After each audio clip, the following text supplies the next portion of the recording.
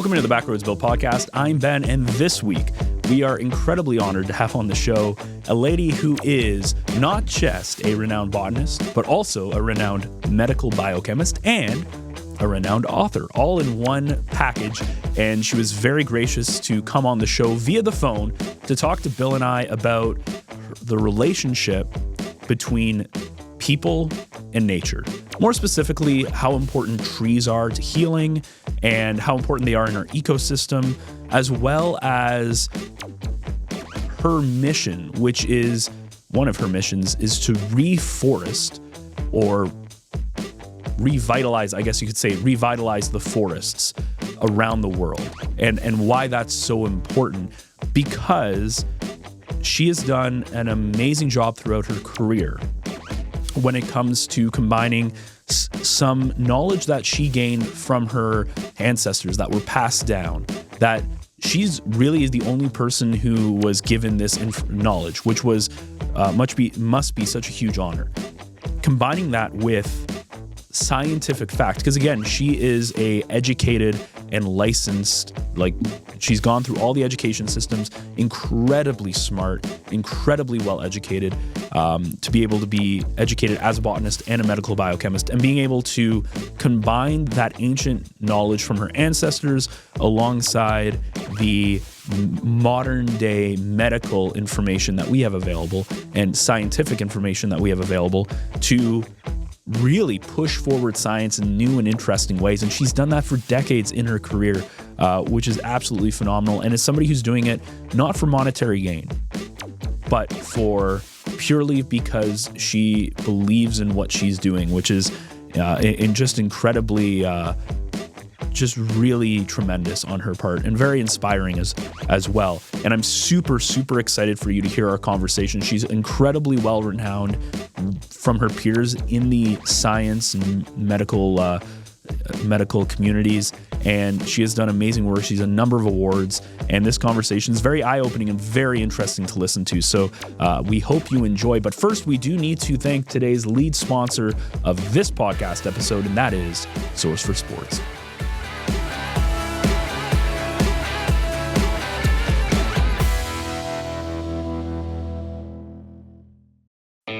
It's almost that time of year. Early mornings at the rink, fresh notebooks and backpacks, and a community gearing up for another great season of varsity sports.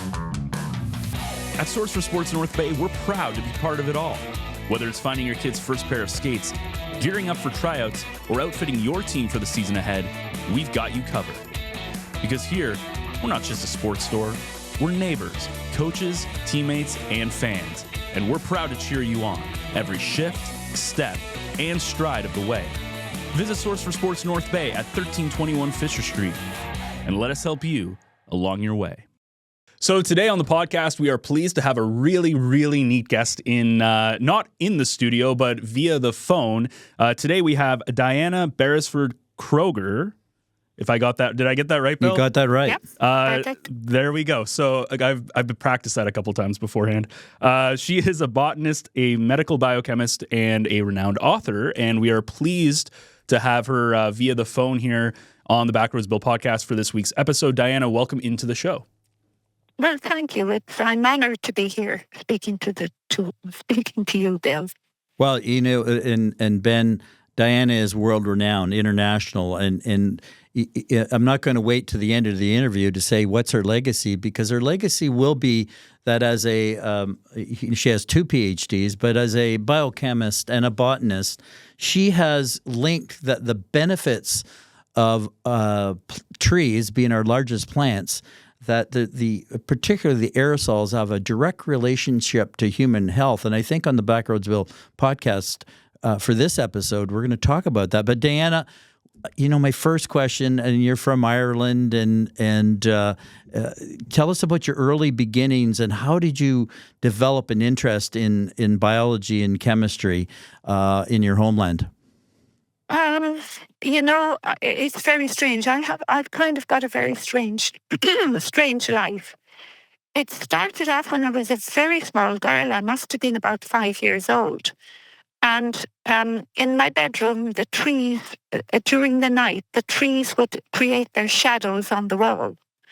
And they were twisting and turning and pulling and tugging at me night after night after night. And I'd go into these dream nightmares.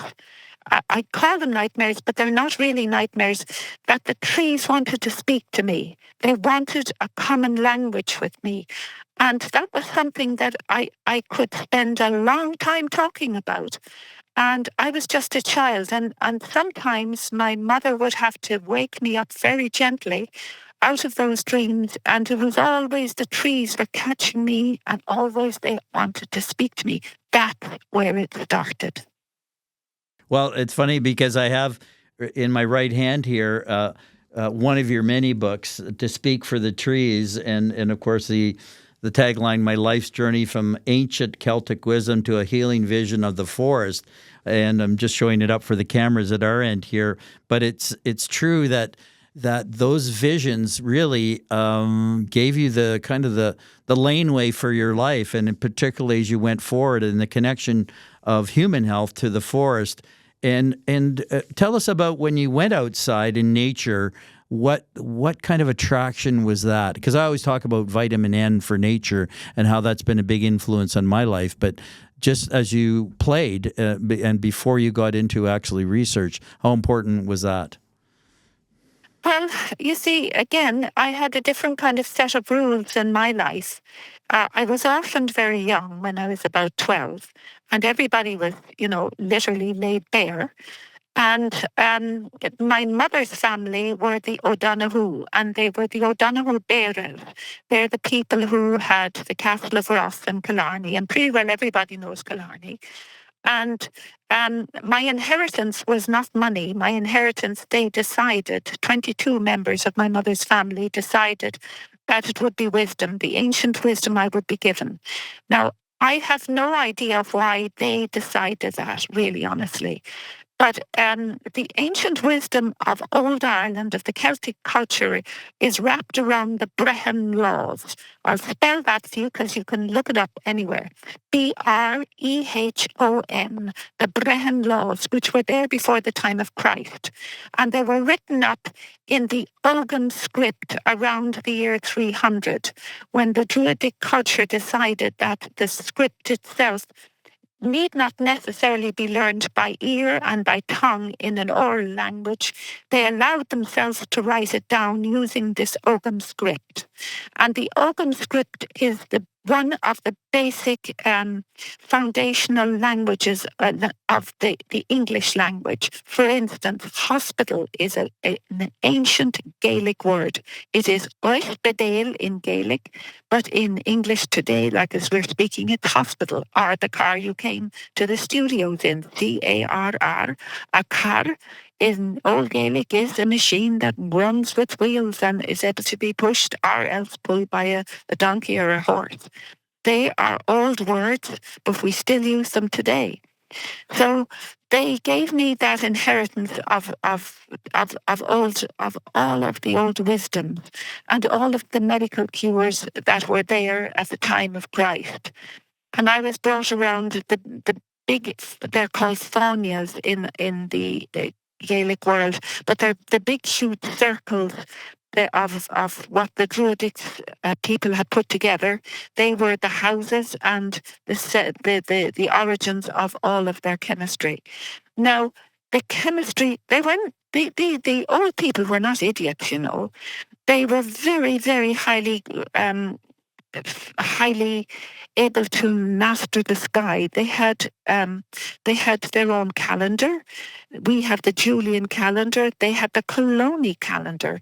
They were aware of the sky itself. So I was given all kinds of, I suppose you would say, learnings, teachings of the old world. And I'm like an elephant. Don't ever tell me anything because I remember it. And when I was about, I suppose, about 15, I had 3 years worth of this tuition where I was taught all these things. And when I was about 15, I also went to a private school in Cork called St. Aloysius, which is still open now. And I got fed up with history, I was supposed to learn history, and I read some of the history book, and I thought, these people are idiots. They fight, then they go and have a bit of peace, and they fight over the same thing again, over and over. So I said to the teacher, I don't want to learn history. I can read it when I'm older. I want to do physics. So the teachers and the nuns were very good to me, and I was hauled into a physics class, right? So it was physics and chemistry, and we had gorgeous books from America. I mean, these were hardly ever seen, in Ireland, but the nuns had the money to bring them in. And I had this lovely green linen covered book. And my sister, my teacher was Sister Mercedes, and she died last year, actually over 100. So she walloped in with her, how they were dressed and the beads and the whole blinking thing. And she had some work to do before the class began. And she said to all of us kids in the class, she said, look, I want you to read the first chapters on oxygen. And I want you to do it now, and I'll ask you questions in a half an hour, right? So I opened up the book. It was a gorgeous book. My uncle was really my ward. I was a ward of my uncle then too. And I thought, oh, this is a lovely book. So I read it down, read the oxygen down. And all I had to do was read it because I remembered it. I had a photographic memory. So anyway, I was there tiddling around with my pencils and dropping them on the floor and my, whatever, making some noise. And Sister Mercedes said to me, have you read that? I said, yes, I have. And she said, well, prove it. And I said, okay. So I started with the ISBN number. And then I went to word for word on all the text. And she said, you're reading the book. I said, no, I'm not. The book is closed. And then she said, I don't believe this. And I said, well, it's in the book. And then she said to me, well, okay, the next chapter is on hydrogen. I want you to read it. And I'll examine you in 5 minutes. So anyway, the hydrogen, I read it down. Oh, very interesting. The hydrogen was just so interesting to me. I read it all. Bang. And then she said, time is up. Okay, start going. And she was really furious with me. And I thought, what the hell have I done wrong here? So I like Paul Parrot, I Paul Parroted the hydrogen. And she started blessing herself. And she said, oh, glory be to God. Oh, glory be to God. And I thought, what have I done? And of course, all the students were all looking at me thinking that I was from hell, So Sister Mercedes ran out of the classroom. God, I remember this like it happened yesterday. She ran out of the classroom, went and got Bona, who was our headmistress of the whole school. So Bona the two of them came shattering along into the room. And Bona was there with her beat and the whole blinking thing. And then I had to reiterate the two, oxygen, hydrogen for Bona. And the two of them started talking together in whispers. And they went out of the classroom. And we didn't see him again till the end of the class. And from then on, they brought in tutors for me. Wow. So this is your early beginnings of your biochemistry that led you to, and we'll thank the nuns, and we'll God bless them, and that nobody ever said I did engineering math when I was 15.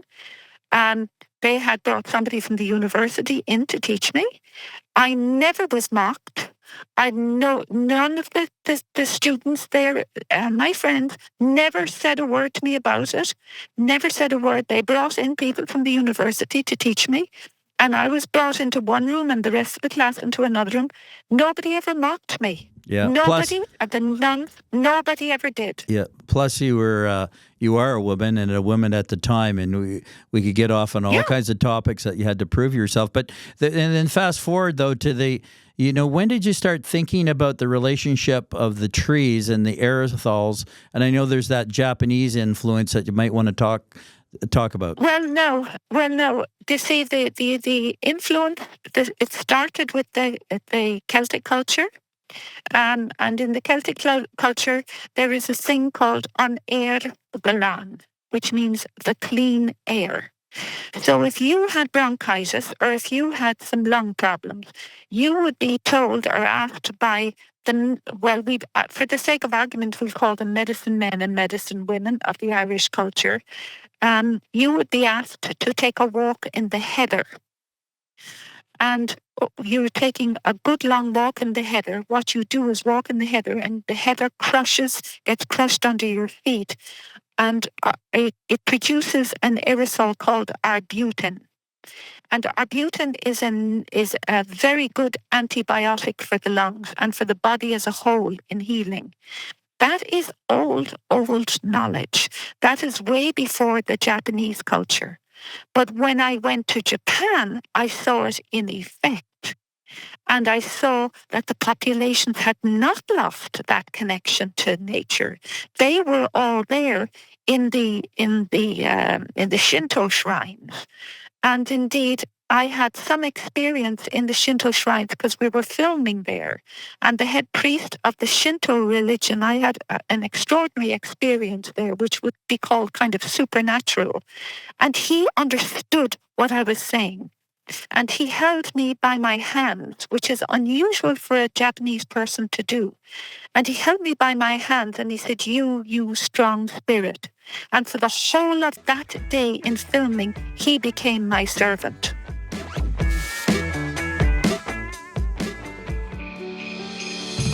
We often talk about the rhythm of life in North Bay. For Amanda, that rhythm was fast. Hockey practices, baseball games, juggling a full-time career, and keeping up with two energetic boys. But life hit pause after routine surgery led to a call she never expected. Stage 2 breast cancer. No symptoms, no warning. Suddenly, Amanda was facing a double mastectomy, reconstruction, weeks of chemotherapy and radiation treatments, and several additional surgeries. The path ahead was overwhelming. Through every stage, one question stayed with her. How do I keep being mom for my boys? Amanda's care team at the North Bay Regional Health Center made all the difference. They understood how deeply she wanted to hold on to familiar routines, cheering from the stands, being there at bedtime, staying present in the moments that gave her strength. Their compassion kept her connected to the two people who kept her fighting. She stayed present. She stayed grounded. She stayed mom.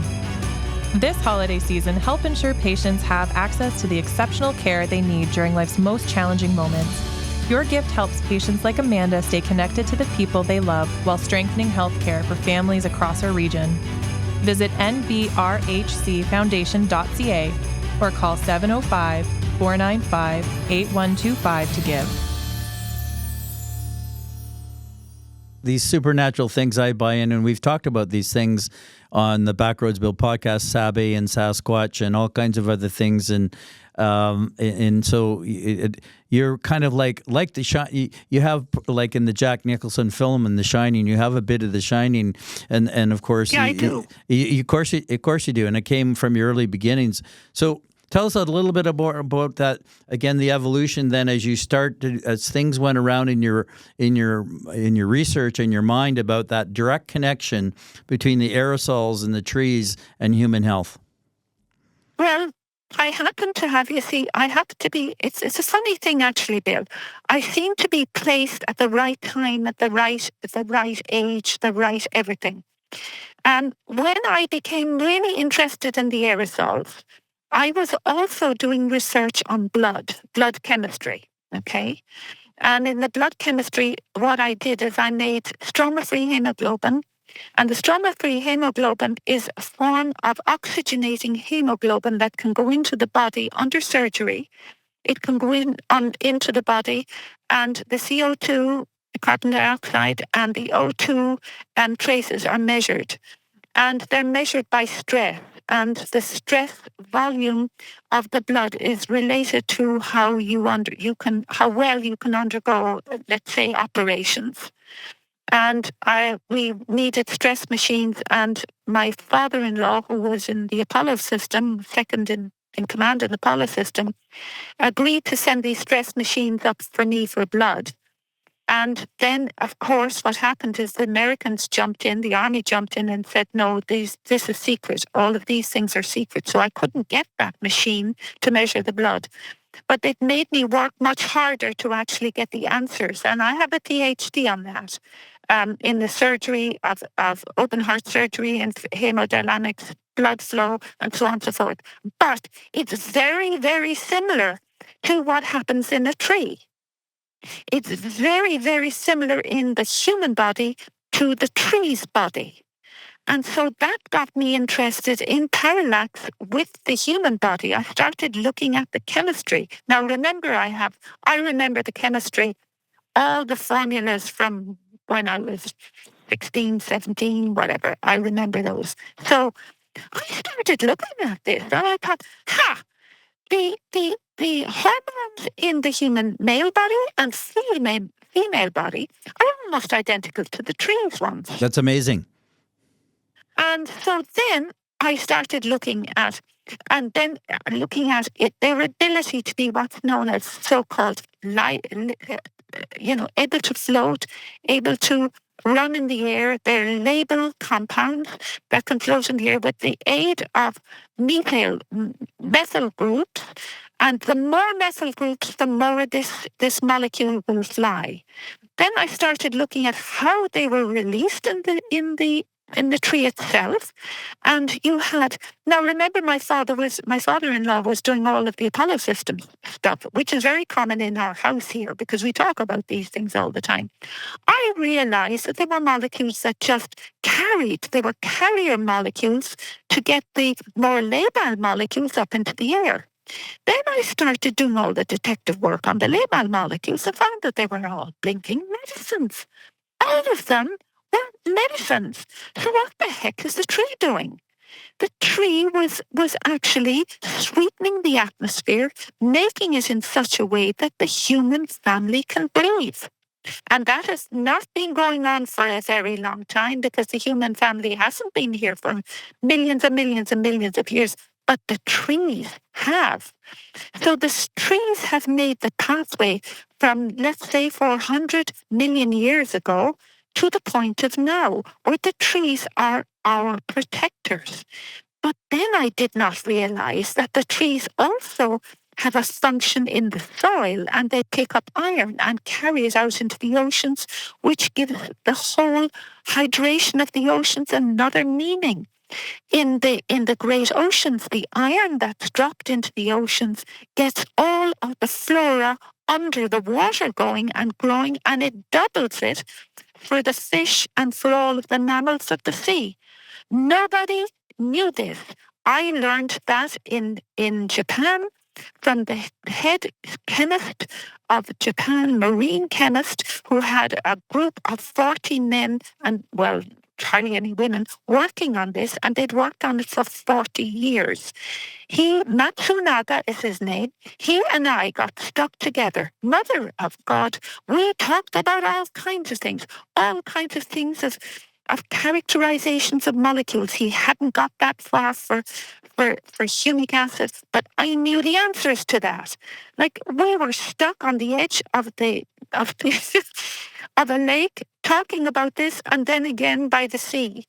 So I put it together, and then I put it into a book, Arboretum America, A Philosophy of the Forest.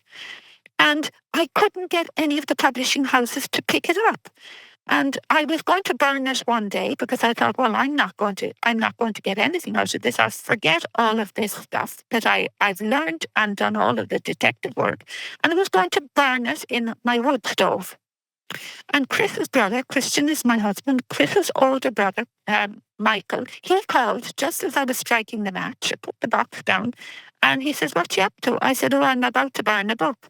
And he said, what, you're going mad? I said, no, I'm not going mad. I can't get a publisher for this book.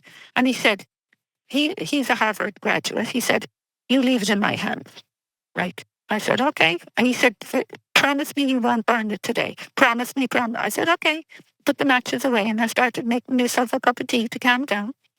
And he got a man called Haney, Mr. Haney, who owned 3 publishing houses in New York.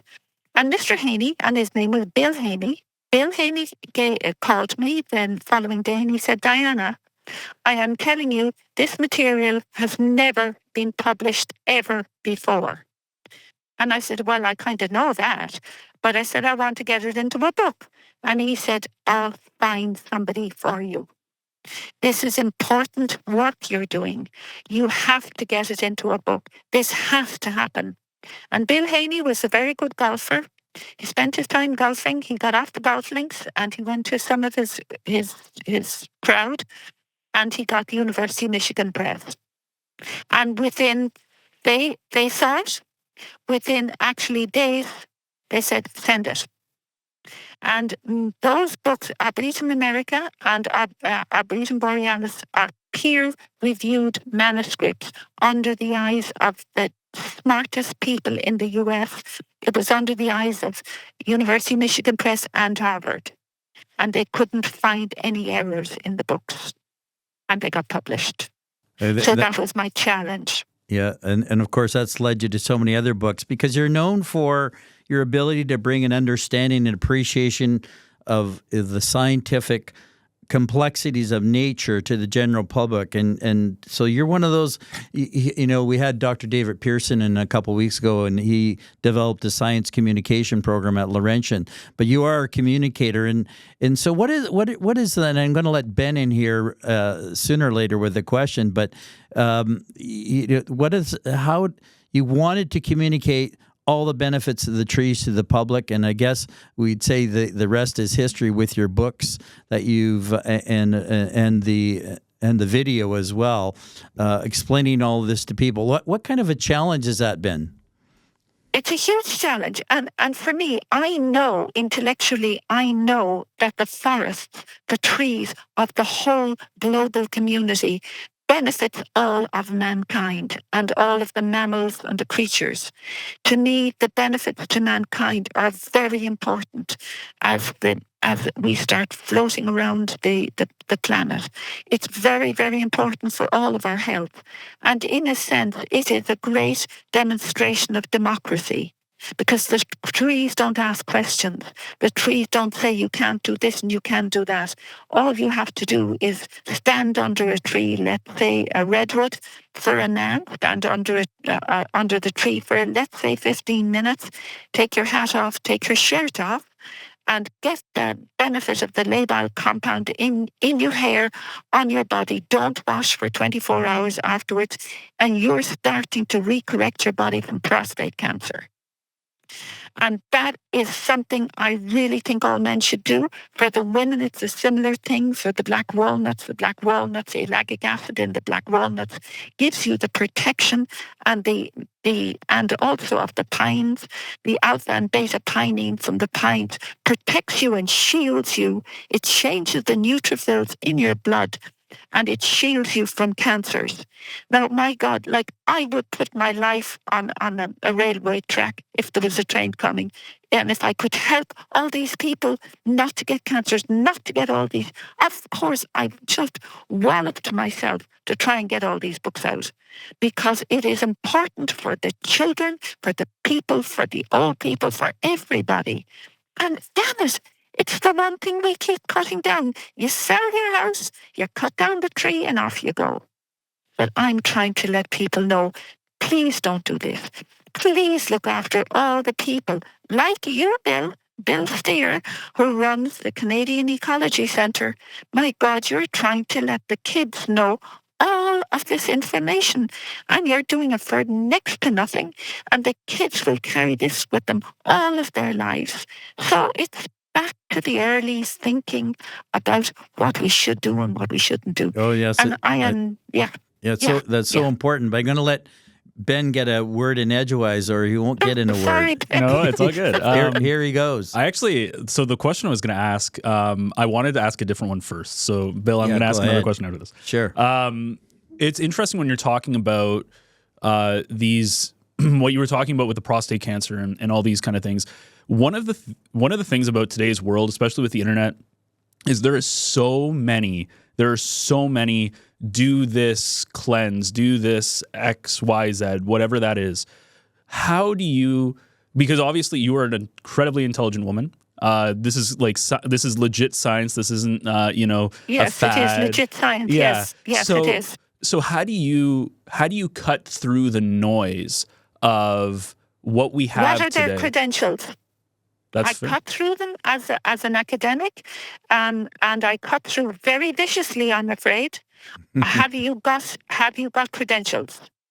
Do you have a PhD? What kind of PhD? I'm not talking about drug hooking. I'm talking about in science, with mathematics, with all of the things that happens under peer review.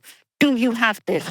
Do you have an accumulation of knowledge? Do you have physics? Do you have mathematics?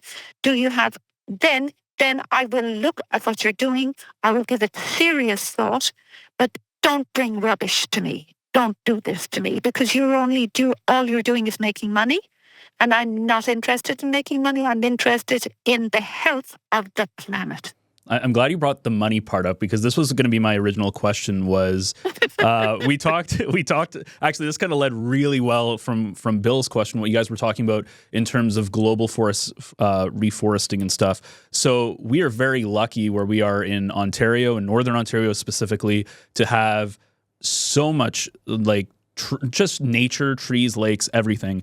And then it's interesting because when you go down south, when you hit that 11, like kind of like the 400 series highways, it changes and it turns into the urban areas of Barrie, and as you go further south, then the U.S., a lot of population, right? So in today's world, it's so heavy consumerism, capitalism. It's all about making money, making profit, which Greed. is led. The word is greed. Agreed. Yeah. Exactly. Mm-hmm. Yep. So what are the main challenges, and how do you try to really do this? Because this is like you said you devoted your life to restoring the global forest. How do you try to do that in a world that's really working against you at every step of the way? What I practice something called mental philanthropy. I have, thanks be to God, I've been given a good brain for some reason. I have no idea. And I am using that brain mentally for the benefit of humanity. And nobody can take that away from me, because you can't fire me. No, you can't be fired at all. I can't be fired. No, I can't be fired.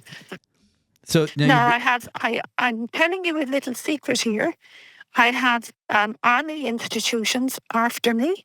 They said they would build buildings for me to take some of the stuff that I have previously been working on, and I've been offered millions and millions, and I have refused it all. My wheelbarrow has got 2 holes in it, and that's the statement of my life. Yeah, it's you've done. You know, I often say we're not rich. We're enriched with what we do, and that's it's a difference. You know, I often say I could have said perfect word. Well, yeah, I could have word. stayed in teaching and had a pension and good money, but I chose to run a nonprofit and become an innkeeper. But so the global reforestation, let's take it down to. That's what we have in common, you and I, Bill. Yes, and that's what unites us, really, because the two of us are just hopeless. Yes, and we may have 2 pennies to rub together as well. But what can people do, Diana? To further all this, your work and the work of many others, but to make for, it's an easy thing to say, a healthy environment for all of us, because as we approach 10 billion people and beyond, something's got to give. Well, that's already happening. Unfortunately, that's already happening. The population will take care of itself, as far as I'm concerned, because the planet is becoming fairly toxic. The food resources will be going down. We're in an unfortunate set of circumstances right now. It's connected to the whole globe, as you know what I'm talking about. But that can't last forever, because the democracy of death happens. And when that person dies, somebody else will take over. I do think we can keep going, but what we have to have is respect for nature. We have to have an understanding of nature, and we have to have this generous attitude towards nature, and all of the people who do look after nature for us. And it's what you said, enrich our lives. We are at the point where we think machines will do it. No, they won't. AI will do it. No, they won't. That won't. What AI does is it steals our ability to be creative. It steals our ability to think. And according to Einstein, the greatest thing a human being can ever inherit is the ability to be creative in music, in law, in every single section you can think of. And AI will just trample it, like they say in the Gaelic world, on Phylacon and Aru Airboard.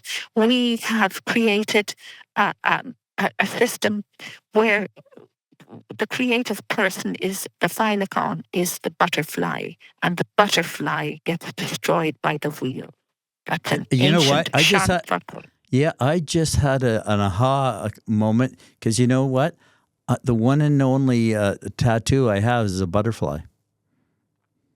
Oh my God, you're kidding. I'm not kidding. It's on my right thigh right here. Can show Ben after if he's you're interested. kidding. And I got a tattoo long time ago before it ever became a popular kind of thing. I'm kind of just shivering right now. But and this and to get out of this, Wow. wow is right. Wow. Yeah. And Phylacon, you're a Phylacon. You are the butterfly, and you have to beware of the wheel. Yeah, I know. And then because I didn't want to, and maybe I should have checked. Wow. Yeah, wow. We've got more in common than you know. Yeah, you know what? I am shivering right now, and I should have checked with your publicist Stuart Bernstein about this question. Yeah. But why don't people like Donald Trump understand these kinds of things? There is a word called greed. And it's a sickness about money. It is actually a sickness about money. And you will never have enough. You will never have enough money. You will never have enough of anything. So it's greed. It's very sad. It's a very sad situation, really.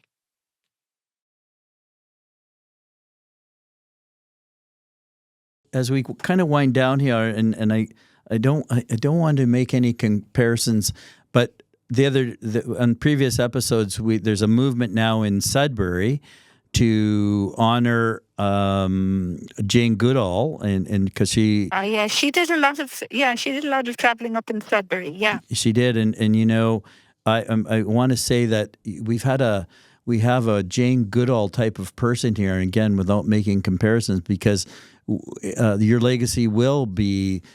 All these things that you've been doing since you were a child through the 1960s to now, and trying to point out some simple ancient wisdom and bring it full circle to contemporary times. So usually I get the last word, but I'm going to give the last word to you, Diana. Well, there's an old prophecy coming from Ireland, and it's happened in County Clare in Ireland, which is probably the most Gaelic part of Ireland is in County Clare. And the Orderly, which is the High King, was Brian Daru, and he had an advisor, a female advisor, very, very smart woman called Estana. And Estana said to him that at the time of now, and this is the time of the cockerel, the time of now, that we will have great trouble in the world, and that there was a passage of knowledge that I was to take this, and I was to liberate. I presume then it would have meant write books, but those books wouldn't have been there. But I took that I was supposed to write books and talk about the Celtic culture, talk about the Brehon laws, talk about these things and get people to understand that we have to look after nature because nature, if we don't, nature will look after us. And that's not a very nice thing to do. So I started off with the millennium. I had 750,000 trees going out all across North America. It was the biggest millennium project that I had grown these trees. It took a long time to do it. They went all across the whole country, or the whole continent, should I say. And that was the beginning of my actually doing hand in hand. Now, we have climate change upon us. With climate change, what all of the people of the planet can do, and I have them doing it in Israel, I have them doing it in India, I have them doing it in China. China takes in a lot of interest in what I'm doing. Plant one tree per person for the next 6 years. If all of us do that, add to the forests that are there, look after the forests that we already have, and for God's sake, look after the ancient forests, because those are the mother trees. We will stop climate change. We will stop it in its tracks. And we will go back to fairer weather, good situations, and a happier population. You can't get anything better than that. You cannot get anything better than that. And that is a wrap on the Backroads Bill podcast because, you know, as you started out and until now, all of this was meant to be. Thank you so much for being on the podcast, Diana. It is my pleasure and my honor. And the fact that you have a thylacolon on your body is making me think too. Okay. Perfect. All right, Diana, thank you so much again for jumping on. And Slán leat agus go méid tú meo agus go nairi tú. So this is a blessing, an ancient blessing of the 5th century. I'm sending out to everybody listening to the podcast. Slán leat is goodbye agus go nairi tú, and may you rise within yourself.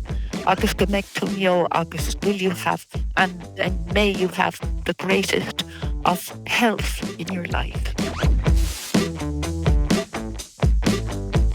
So a big thank you to Diana for taking the time to come on the show. One of the things that I absolutely love is how I get to learn new stuff pretty much every single week on this podcast. And this conversation was extremely insightful for me. Taking the knowledge of ancient wisdom and combining that with modern science and modern medicine to do something that just other people can't do. They just don't have the knowledge, and finding out ways to push forward science, to push forward medicine, and understand how we as humans interact with nature. And she's been able to do some very interesting things. And she said in that episode, you know, what's the difference between her versus somebody that's just saying it on the internet is she has scientific fact behind her. And I love that answer because it's true. She can back it up with scientific fact. This isn't just a random influencer on the internet trying to push forward an agenda.